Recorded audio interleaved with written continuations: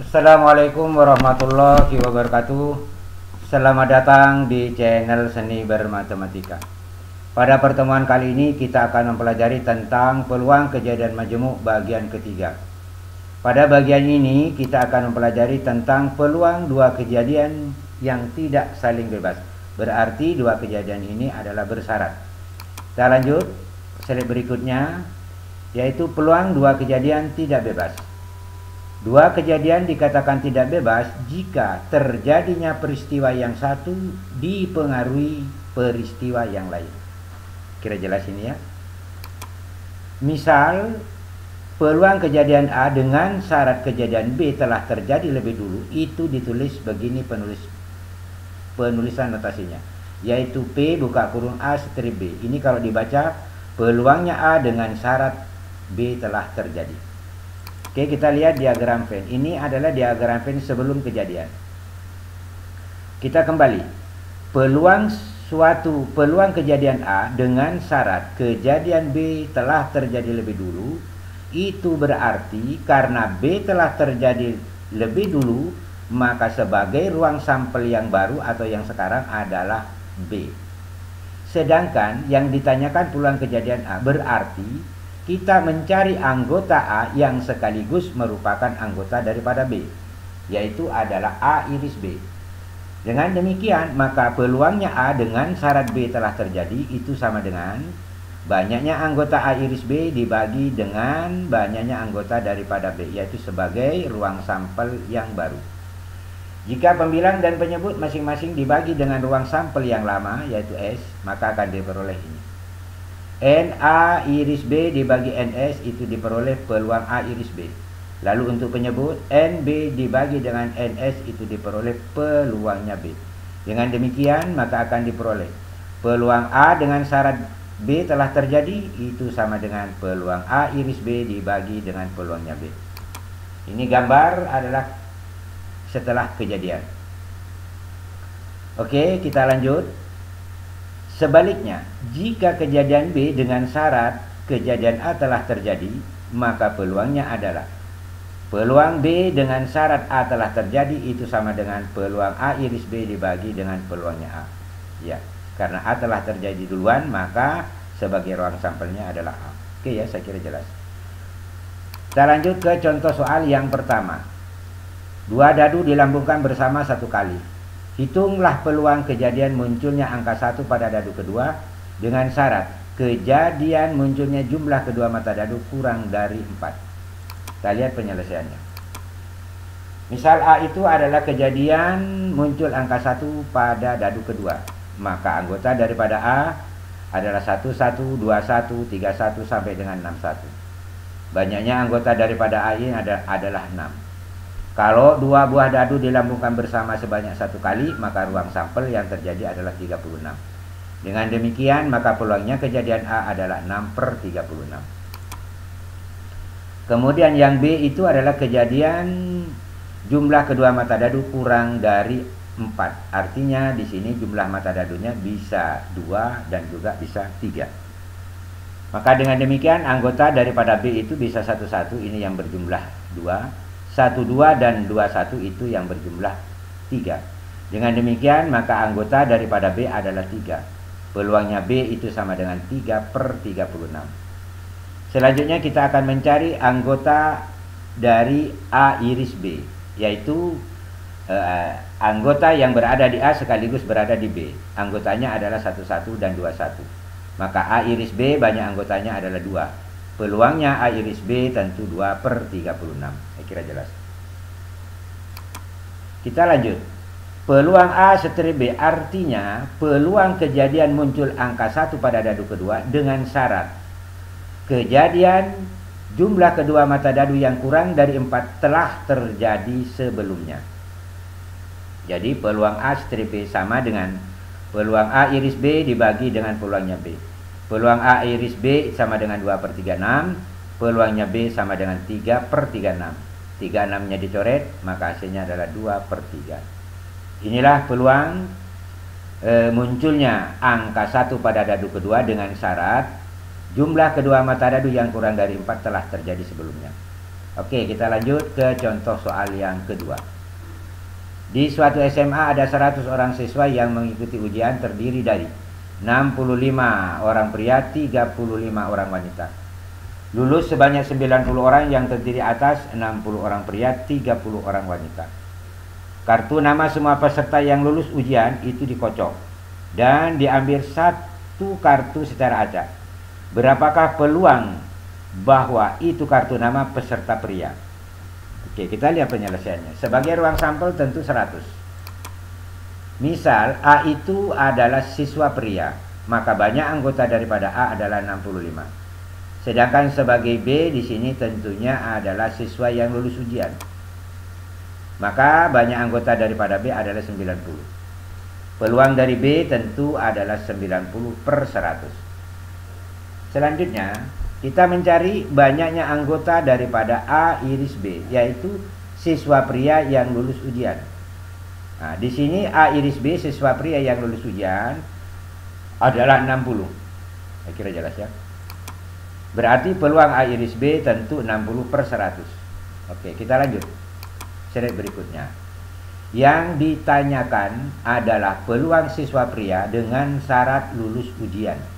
Berarti peluang A strip B. Nah, ini dia.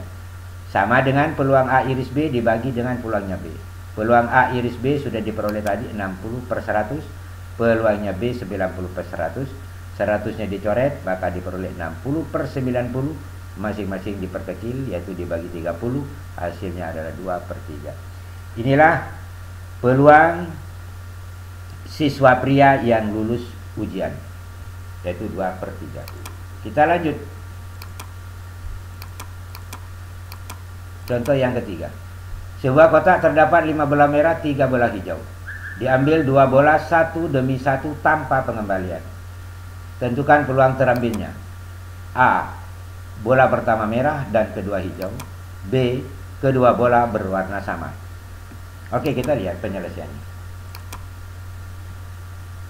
Dari uraian di atas tadi, yaitu dari seri sebelumnya, peluang A dengan syarat B terjadi itu sama dengan peluang A iris B dibagi dengan peluangnya B.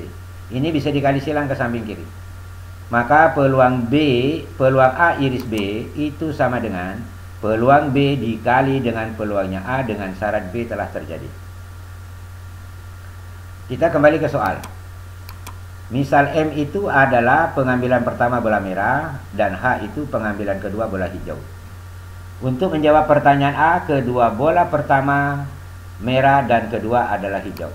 Berarti peluang pengambilan pertama merah itu adalah 5/8. Karena bola merah yang terambil tidak dikembalikan ke dalam kotak, maka posisi atau isi kotak sekarang adalah 4 bola merah dan 3 bola hijau. Maka pengambilan berikutnya, yaitu pengambilan kedua, adalah bola hijau, maka peluangnya adalah 3/7. Yaitu peluang hijau setelah terambilnya bola merah pada pengambilan pertama. Saya kira jelas. Dengan demikian, maka peluang terambilnya bola pertama merah dan bola kedua hijau adalah, yaitu 5/8 dikali dengan 3/7, maka hasilnya adalah 15/56. Saya kira jelas ya. Kita lanjut ke bagian B, yaitu kedua bola berwarna sama. Nah, ini ada dua kemungkinan. Bisa saja kedua bola itu berwarna merah dan juga bisa saja kedua bola itu berwarna hijau. Nah, karena ada dua kemungkinan, maka sebentar peluangnya itu akan dijumlahkan. Oke, kita akan cari kedua bola berwarna merah. Berarti peluang kedua bola pertama merah dan bola kedua juga merah.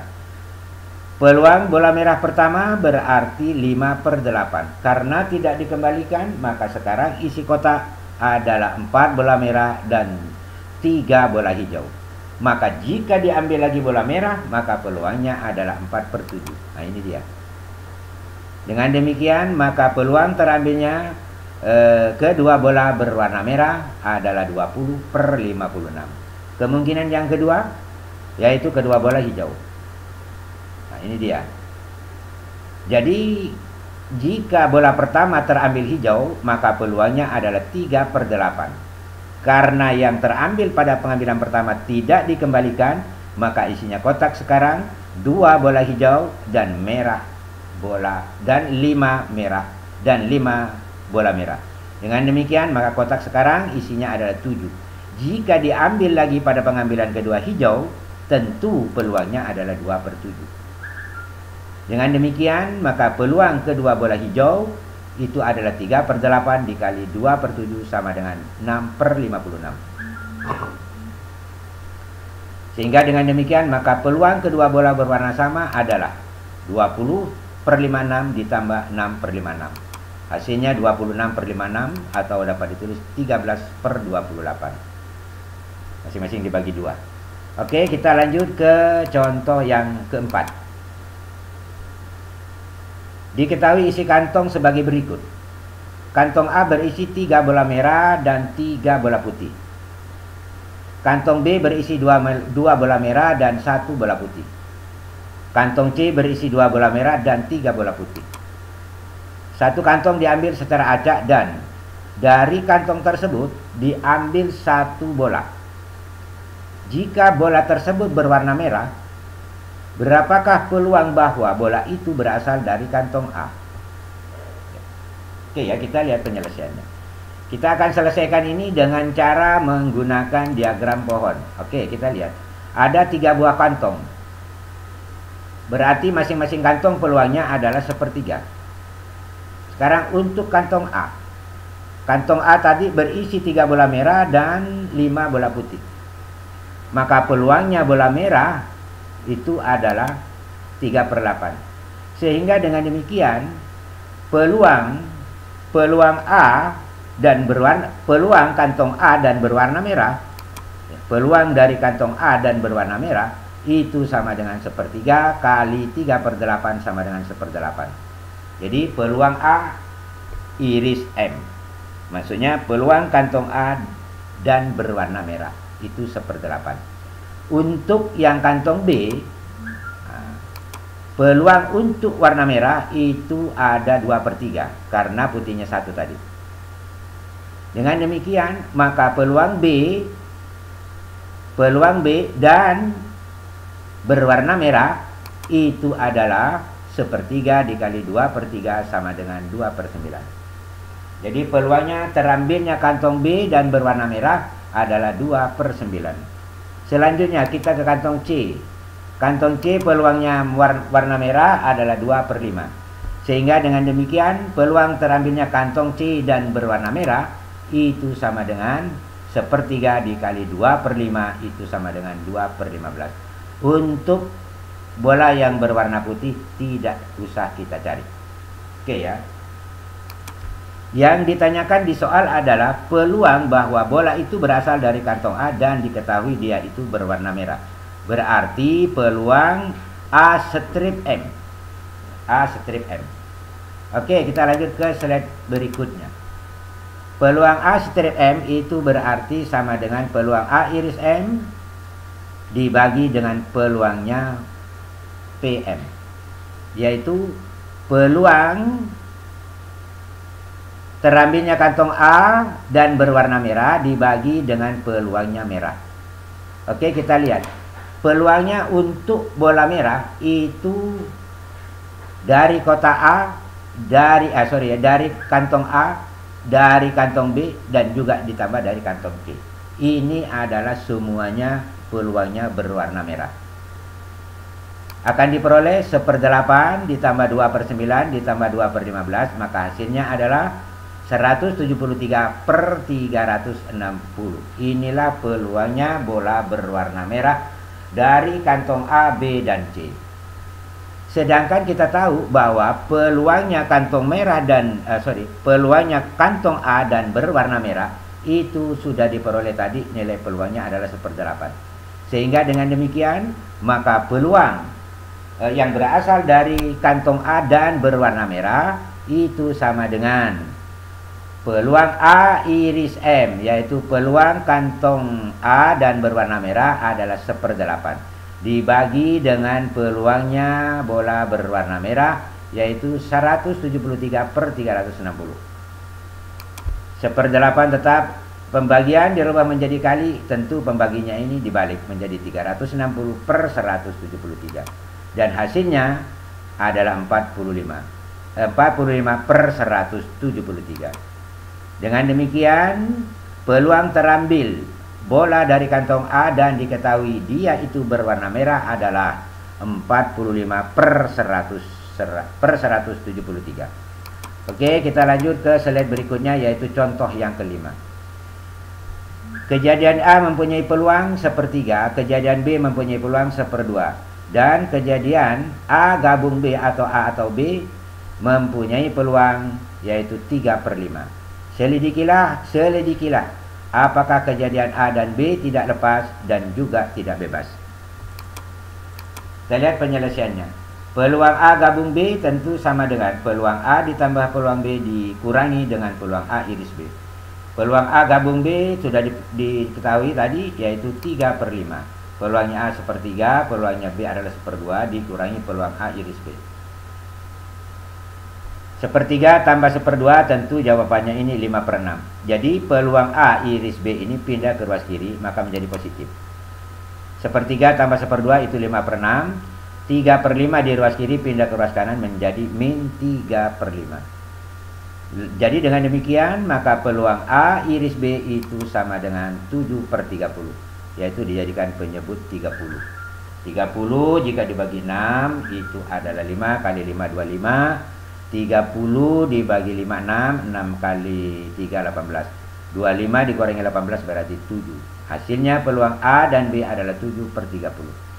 Karena peluang A dan B bukan sama dengan 0 atau tidak sama dengan 0, maka kejadian A dan B tidak lepas. Kapan dikatakan lepas? Bila peluang A dan B itu sama dengan 0. Oke ya. Kita lanjut ke slide berikutnya, yaitu peluang A kali B. Berarti sama dengan sepertiga dikali seperdua, maka hasilnya adalah 1/6. Dengan demikian diketahui peluang A di iris B tidak sama dengan peluang A kali peluangnya B. Dengan demikian maka kejadian A dan B tidak bebas. Sehingga kejadian A dan B adalah kejadian yang tidak lepas dan juga tidak bebas. Saya kira jelas. Kita lanjut ke slide berikutnya, yaitu latihan soal. Ada beberapa soal, ini sebagai latihan. Silakan Anda kerja supaya Anda tambah mahir dalam menyelesaikan peluang dua kejadian peluang bersyarat. Jika Anda mengalami kesulitan, maka silakan buka lagi slide-slide sebelumnya. Saya kira pertemuan kali ini sampai di sini. Mudah-mudahan ada manfaatnya. Wabillahi taufik wal hidayah. Wassalamualaikum warahmatullahi wabarakatuh.